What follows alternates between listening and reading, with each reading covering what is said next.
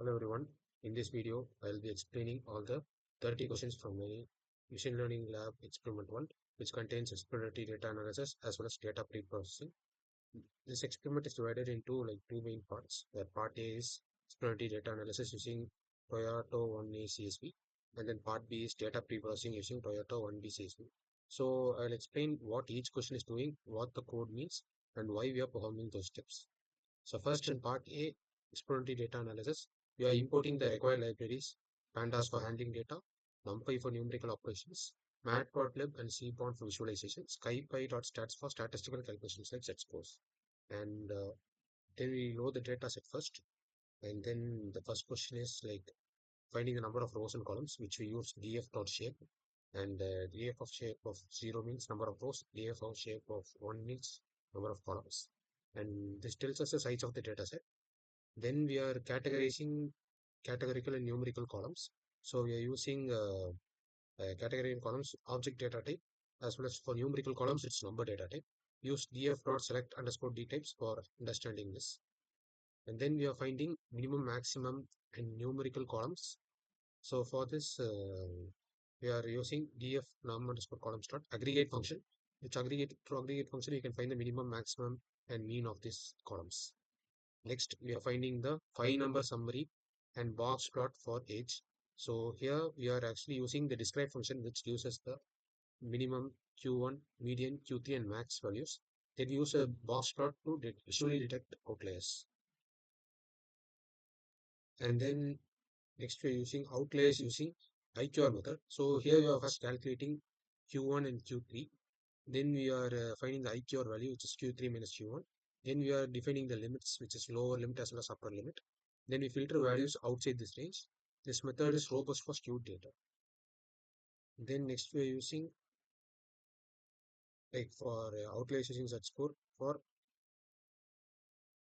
guarantee period, com guarantee period. So here we are actually using the formula Z, which is equal to x minus mean divided by standard deviation, where we mark the values where Z is greater than 3 as outliers. This method works well for normally distributed data. Then we are finding the correlation of age, price, quarterly tax, and weight. So for this, we are using DF of features dot correlation. So this shows relationship strength between variables. Then for question 8, we are finding high positive and negative correlations. We convert matrix into pair format and sort values. This helps identify strong positive relationships and strong negative relationships as well. Next, we are finding the values which have correlation greater than 70%.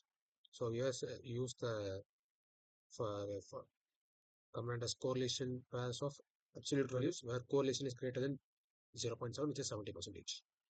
Then we are finding the skewness of CC, and here we plot histogram, calculate skew using dot skew method, and then if skew is greater than 0, we label it as right skew.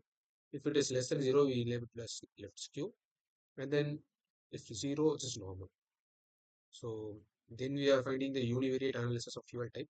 So we use count plot to see frequency of each fuel type. This shows category distribution. Then we are doing the univariate analysis for age, where we use swarm plot as well as violin plot. These show like distribution shape, density, and spread. Then for question 13, we use scatter plot, which finds the relationship between age and price. So we check the relationship in which we can identify trend, correlation, as well as pattern. Next, we are using bivariate analysis between fuel type and age. So for this, we use the box plot to compare age distribution across fuel types. This is categorical versus numerical analysis. And for question 15, we are finding fuel type versus gears. So we use crosstab for frequency table, count plot with Q for visualization. This is categorical versus categorical analysis. Now for question 16, we are doing multivariate analysis, which is pair plot. So we are finding the relationship between multiple features and color based on fuel type, as you can see, blue for diesel and orange for petrol. Very useful for overall understanding. So this concludes part A. Next we are going for part B, which is data pre-processing using Toyota 1B CS50. So we make a deep copy to avoid like modifying original data. So we are using df underscore temp here. Then for the first question, we are finding the missing values and percentage. So Now we calculate the number of missing values as well as the percentage of missing data here. This helps decide how to handle them. And then next question is we are doing mean imputation for numerical columns.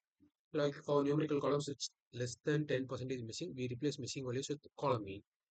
When used when data is normally like the data is normally distributed, we use this method. And then next we are using nearest interpolation method. So we use this by interpolate like method is called nearest. So if it fills missing values using nearest existing value and useful for continuous data. Next we're doing mode imputation for categorical columns. We fill missing values with most frequent values. And then question 21 is we're dropping columns with the greater than 10% missing values. So we remove columns where the value data is less than 90% to improve the data quality of the dataset. Then we are dropping the outliers where the using set score where the score is greater than 3. So this prevents extreme values from affecting model. Now next question 23, which is percentage of duplicate value. We are finding the percentage of duplicate value using df dot duplicated of mean into 100. So which provides us the duplicate percentage. Then we are dropping the duplicate rows.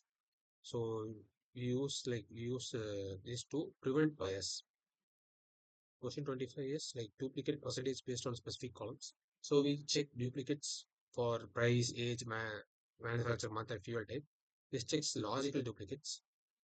And for question number 26, we are dropping based on specific columns, dropping the duplicates here. So we remove duplicates based only on selected columns. So then we are for question 27, which is min max normalization of quarterly tax.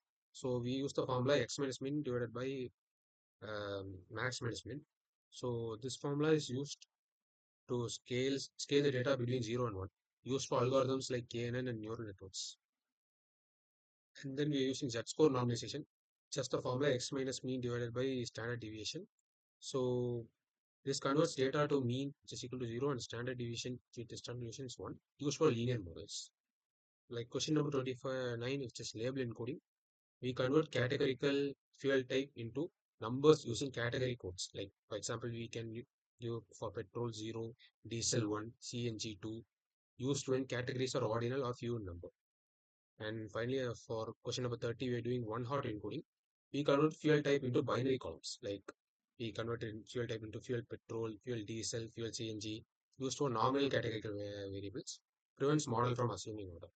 So in conclusion, in this experiment, we have performed complete exploratory data analysis, identified correlations and outliers, handled missing values, removed duplicates, applied normalization techniques, encoded categorical variables. This prepares the dataset for machine learning modeling. Thank you.